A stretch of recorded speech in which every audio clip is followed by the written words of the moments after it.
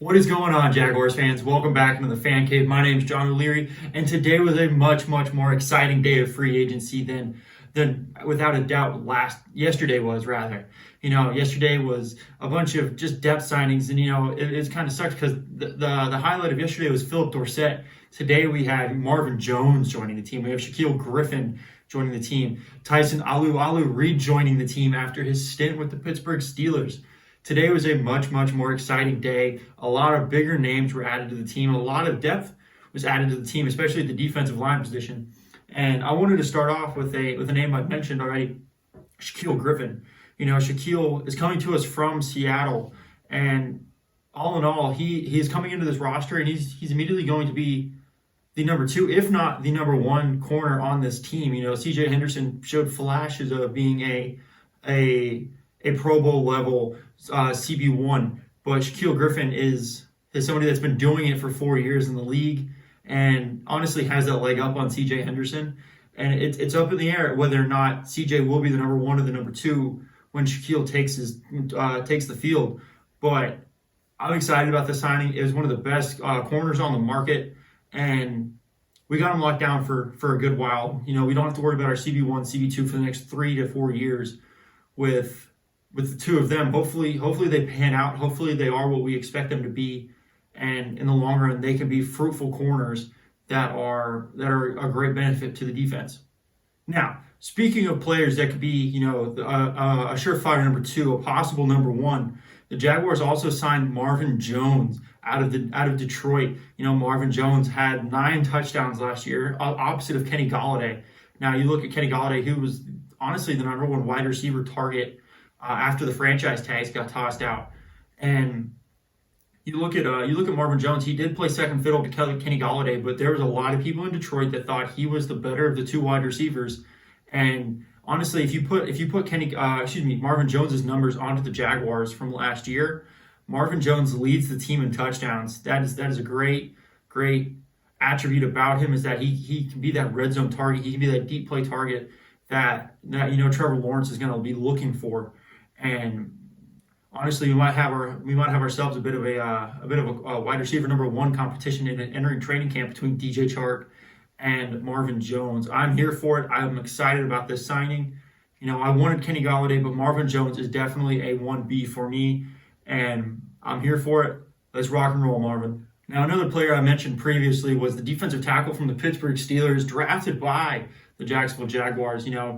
And he had a good, fruitful career, ends up going up to Pittsburgh, plays a couple seasons there, finds himself back in Jacksonville. Tyson Alualu, he's always been a very good rotational player. When he was young in Jacksonville, he did have a starting role here, but while he was in Pittsburgh, he was a good player. He's always received good Pro Football Focus grades, and he's somebody that can come in, be that good defensive rotational player for 20 to 25 snaps, be that big body on the defensive line.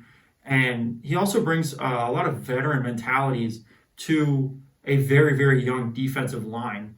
And I talked about Roy Robertson Harris yesterday being able to be that mentor for Josh Allen, Kayvon Chason, and Devon Hamilton on the team. And honestly, I think Tyson Alualu brings that veteran mindset and presence like a Calais Campbell would. I know I mentioned him yesterday with Robertson Harris, but honestly, Alualu can be that mentor for Robertson Harris, and I'm excited for it. He's going to be a good rotational player on this team, and I'm looking forward to see what he can do in the black and teal once again. Now, another defensive lineman the Jaguars picked up today was Jihad Ward. Jihad played under Joe Cullen for a couple of seasons, and he honestly was good. He was, like I mentioned with Alualu, he's another good rotational player to put on this defensive line. 20 to 25 to maybe 30 snaps a game. He's just a big end that can play in a 3-4, or he can be the bigger defensive tackle, the faster defensive tackle, opposite of whoever we decide to place at the big tackle position in the 4-3. And honestly, another great thing about these two defensive linemen being signed are that it continues to push Taven Bryan down the depth chart. We don't have to hear his name. We don't have to watch him get turned around, getting blocked by no one, wondering where the ball is right after it gets snapped. Those are things that we have to worry about with Taven Bryan, not things we have to worry about with Tyson Alualu, Roy Robertson-Harris, and Jihad Ward. I'm very excited, and honestly, hopefully one day he can just be a long distant memory, and we never have to hear about Taven Bryan's name ever again screwing up plays for us. Now, rounding out today's signings was the tight end out of the Carolina Panthers, Chris Manhertz. Yes, that's a real name. It's goofy, but hey, cool. And, Matt Rule up in Carolina stated that he was one of the best pass blocking tight ends in the league. You talk about the weak points on our offensive line, you talk about the tackles. That's really where you have to start. Jawan Taylor regressed last year in his sophomore campaign. Cam Robinson was up in the air, honestly, and the team decided to franchise tag him. They need help. And if you want to talk about putting one of the best pass blocking tight ends in the league next to either Cam Robinson or Jawan Taylor, I definitely do believe it shores up the outside of our offensive line, giving them a lot of help. And the only downside with Chris Manhertz is that he is not a receiver. I believe he had 12 receptions in his career. He is coming in to be a blocker, and hopefully he can help out the run game with James Robinson, Carlos Hyde, and any potential undrafted free agents, other free agents we bring in, maybe a Divine Zigbo.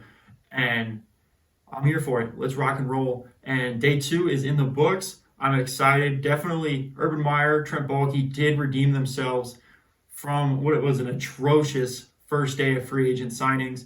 But I would say they redeemed themselves. Shaquille Griffin, Marvin Jones round out the top of the day 2 signings. And hopefully, there's a lot of big names still out there. Anthony Harris is still out there. Trent Williams still out there. Kenny Golladay also has not mentioned where he wants to go yet. So there's a lot of names still out there on the market. Gerald Everett as well to help maybe be that tight end that we pick up in free agency. But like I said, an exciting day 2. I'm here for day 3.